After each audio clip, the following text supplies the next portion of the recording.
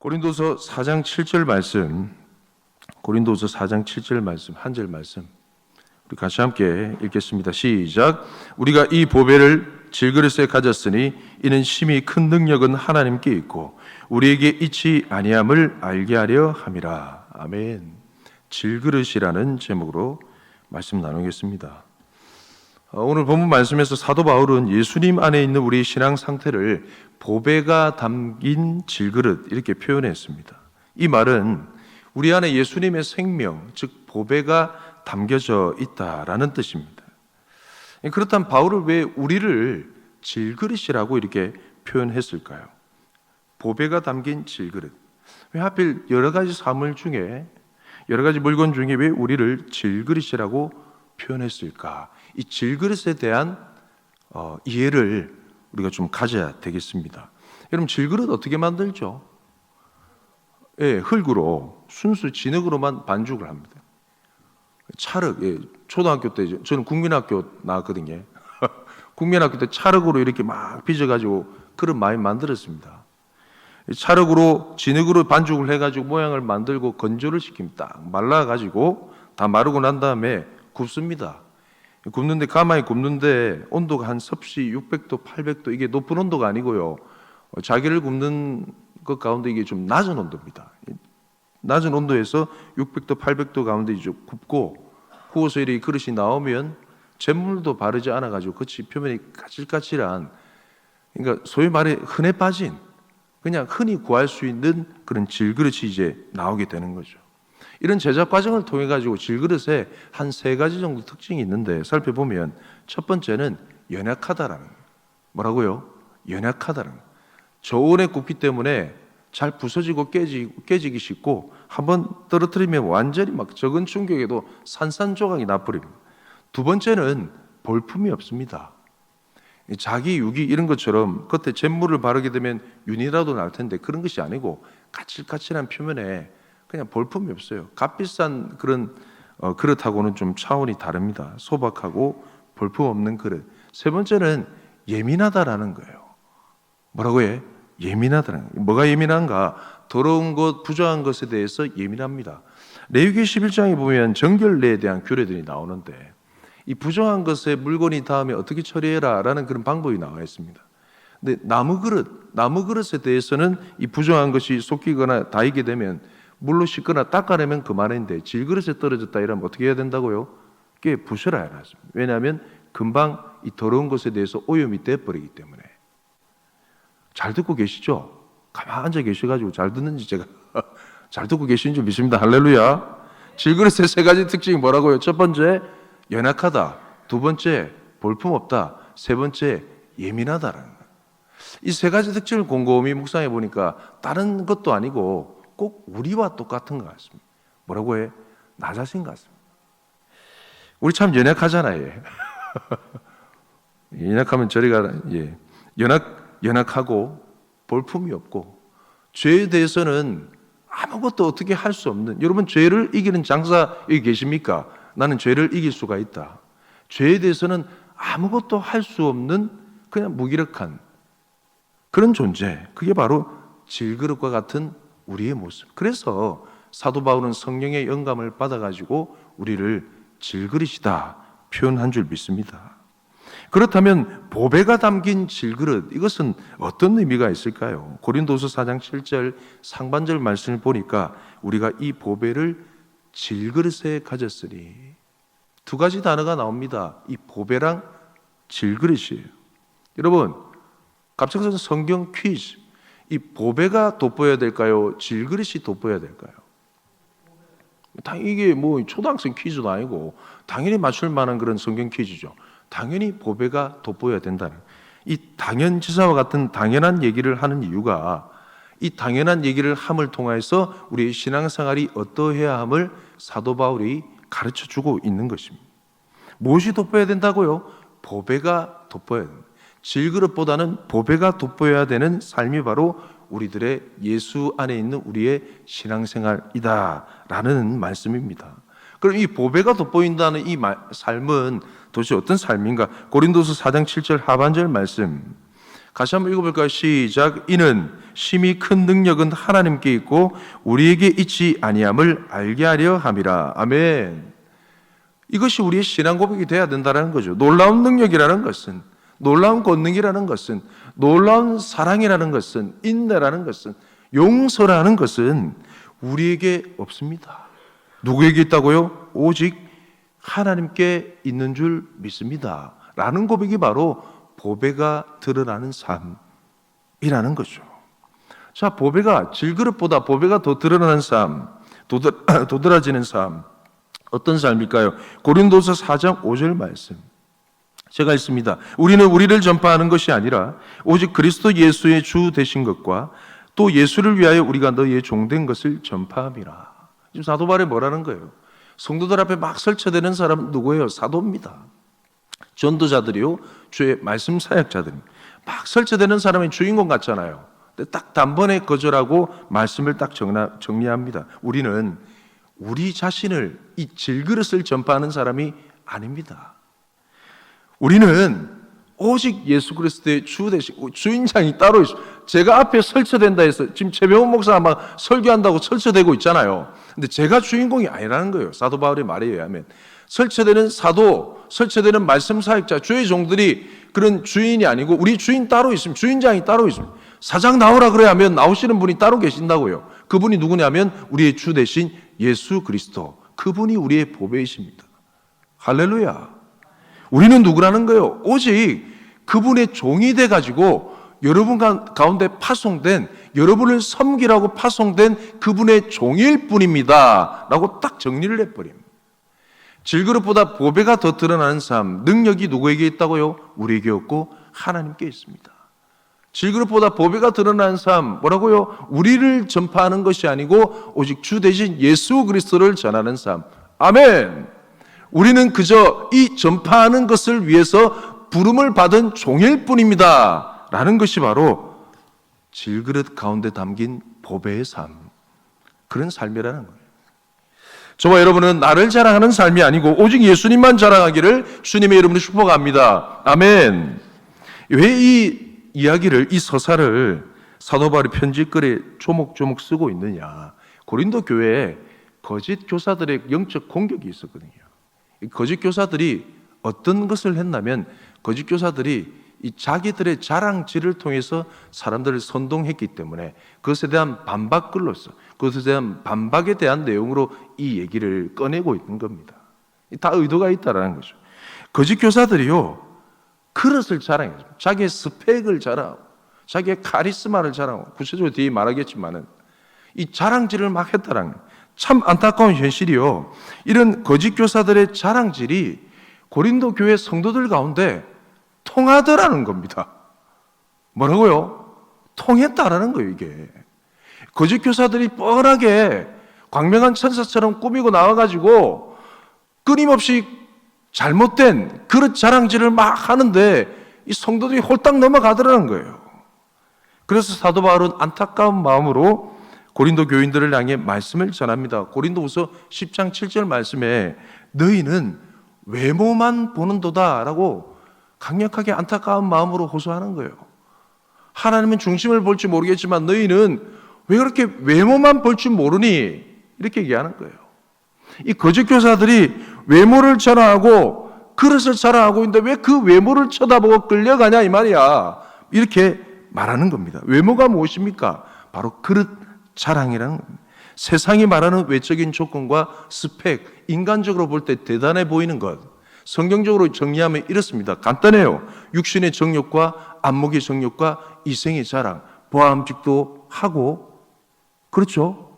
보암직도 하고 먹음직도 하고 지혜롭게 할 만큼 탐스럽기도 한 그런 존재, 그런 외적인 조건들, 이것을 막 자랑질하니까 홀딱 넘어가더라는 거예요.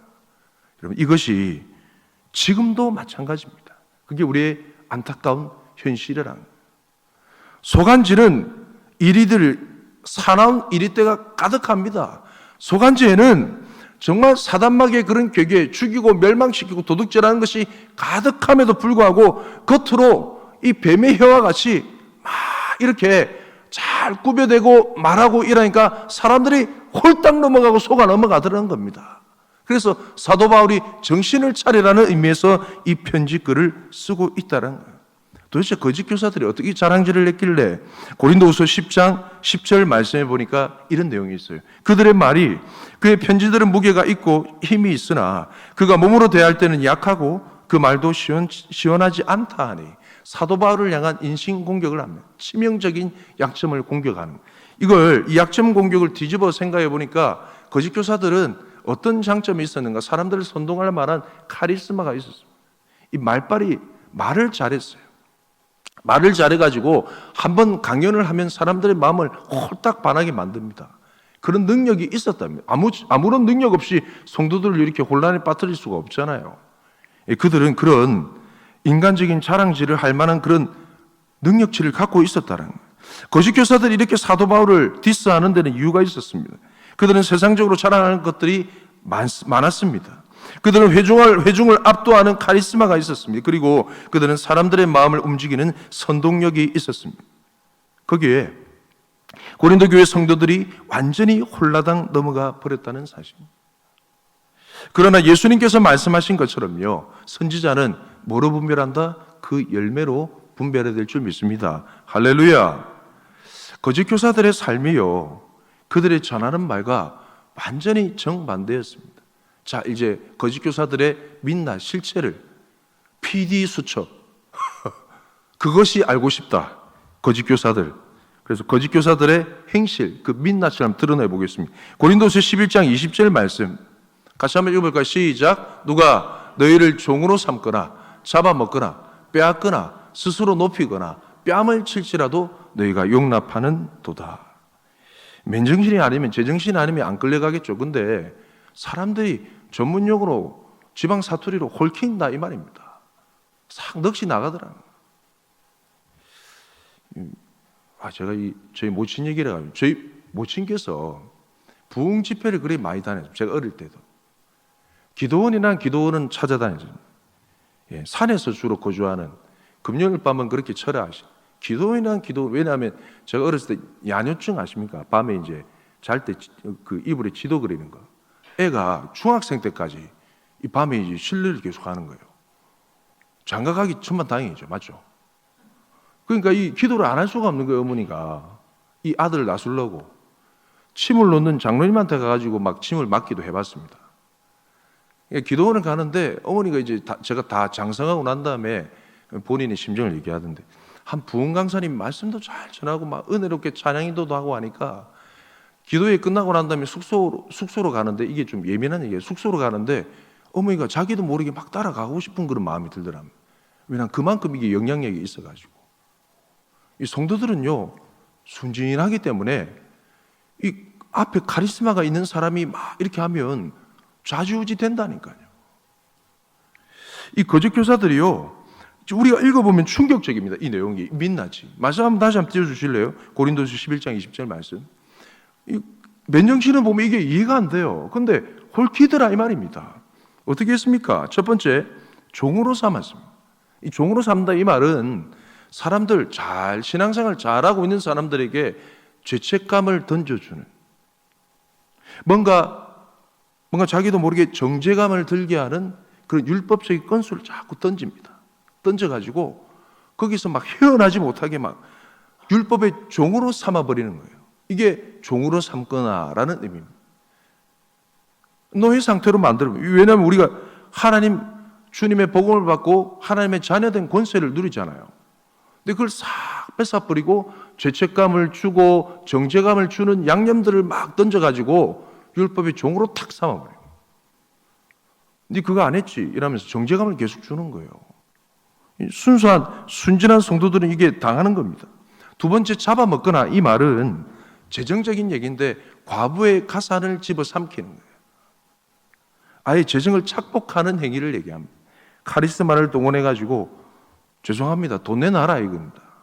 실제로 그때 당시도 있었다는 거예요. 헬라의 문화에 그런 부분들이 있었거든요. 변사들이 말하는 강사들이 그들의 인기도나 저명도에 따라 가지고 재정을 이렇게 받아갔습니다. 그런 것처럼 그들이 이 신앙심을 이용해 가지고 과부의 가산, 아무것도 없는 사람들의 그런 정말 피와 생명과도 같은 그런 가산들을 착복하는 잔인한 행동을 했다는 거예요. 세 번째, 빼앗거나 했습니다. 빼앗다는 것은 뭐냐면 그리스도 안에서 얻은 자유를 빼앗아버려요. 완전히 자유인 사람을, 희낙낙거리며 자유로운 사람을 탁 잡아가다 가지고 빼앗아버립니다. 그래서 어디에 둡니까? 자기의 수와 자기의 권위 아래 딱 덮습니다. 사람들이 순진하니까, 순수하니까 그대로 행하더라 이 말입니다. 네 번째, 스스로 높이구나. 그러면서 자기를 선전하고 자기가 대단한 사람이고 자기가 영향력 있는 사람이라는 걸 계속 선전합니다. 어디와 같습니까? 우리랑 멀리 안 떨어진 저 이북당하고 같은, 똑같은 짓을 합니다. 계속해서 자기를 높입니다. 자기 우상화를 시도하는 거예요. 마지막, 뺨을 칠지라도 대부분 성경학자들은 실제로 때렸다라고 해석을 하고 있습니다. 여러분, 제가 좀 담대하게 말씀을 전한다면 이런 사람들은 사역하면 안 됩니다. 네, 저는 좀 무난하게 표현합니다. 왜냐하면 사도 바울은 정해진 복음 말고 다른 복음을 전하는 사람은 저주를 받을지어다 했거든요. 그보다 좀 완곡한 표현 아닙니까? 이런 열매가, 이런 삶의 열매가 있는 사람은 절대 사역을 해서는 안 됩니다. 양을 죽이는 사람이 있대. 양을 잡아먹는 사람이 있대. 근데 참 놀라운 게 이런 거짓 교사들의 선동에 성도들이, 순수한 성도들이 홀키가지고 교회가 막 난리가 나더라 이 말입니다. 그래서 지금도 이런 말씀을 통해 가지고 정확하게 분별하고 바로 잡아주는 부분들이 너무나 이 필요한 말씀 강단의 현실인 줄 믿습니다. 할렐루야. 사랑하는 성도 여러분, 주 안에서 말씀을 통해 분별하시기 바랍니다. 정말 이 땅의 중보자는 예수 그리스도 한 분뿐인 줄 믿습니다. 이 세상에 어떤 사역자라 할지라도, 내가 대단해 보이는 사역자라 할지라도 주님을 대신할 만큼 절대적이거나 영향력이 있는 그런 사람은 아무도 없습니다. 결론 말씀드리겠지만 질그릇일 뿐입니다. 예. 절대 따라가거나 홀키거나 그런 선동질에 속아 넘어가시지 마시기 바랍니다. 아멘. 이렇게 주의 종이 정신을 못 차리고 사역자들이 정신을 못 차릴 때 필요한 고백이 뭔지 아실까요? 그거는 나는 질그릇 같은 존재입니다 라는 고백입니다. 이 나는 질그릇 같은 존재입니다 라는 고백이 무슨 의미일까요? 세상의 모든 자랑, 세상의 모든 교만, 세상의 모든 거짓을 내려놓겠습니다 라는 그런 고백인 줄 믿습니다. 한번 따라해 보실까요? 나는 질그릇과 같은 존재입니다. 한 번 더 해봅시다. 나는 질그릇과 같은 존재입니다. 여러분 아멘이 있어요? 나를 잘 아시잖아요. 저도 저를 너무 잘 압니다. 완벽할 수 없는, 완벽이라니 웃기고 자빠질 노릇입니다. 질그릇과 같은 존재입니다. 여러분, 이것은 내가 불리할 때만 하는 고백이 결코 아닙니다. 내가 잘나 보일 때, 내가 하는 일들이 잘 될 때, 뭔 일이 잘 풀리고 있을 때, 뭔가 성과가 나고 결과가 나타나고 모든 것이 만족스럽고 괜찮아 보일 때, 그때 하는 고백이 바로 이 고백인 줄 믿습니다. 나는 질그릇과 같은 존재입니다. 지 분수를 알아라는 거죠. 세상의 모든 자랑과 모든 교만과 허황된 삶은 이미 예수 그리스도의 십자가에 못 박혀 끊어져 버린 줄 믿습니다. 그건 우리와 해당 사항이 안 돼요. 아무리 갖다 붙인데도 떨어져 나갈 것이라는 거예요. 상관없는 일이라는 거예요. 이미 예수 그리스도의 십자가 가운데 나도 죽었다라는 겁니다. 아멘이십니까?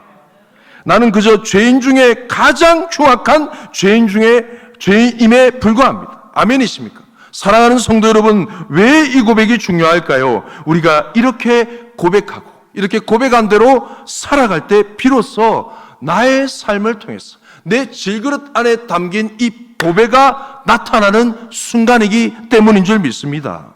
아멘. 보배는 무엇입니까? 예수님의 생명, 예수님의 권능, 예수님의 사랑, 예수님의 위로, 예수님의 용서, 예수님의 인내, 기타 등등 예수님의 모든 것인 줄 믿습니다. 여러분, 그런 의미에서 복음이 무엇일까요? 복음이 무엇입니까?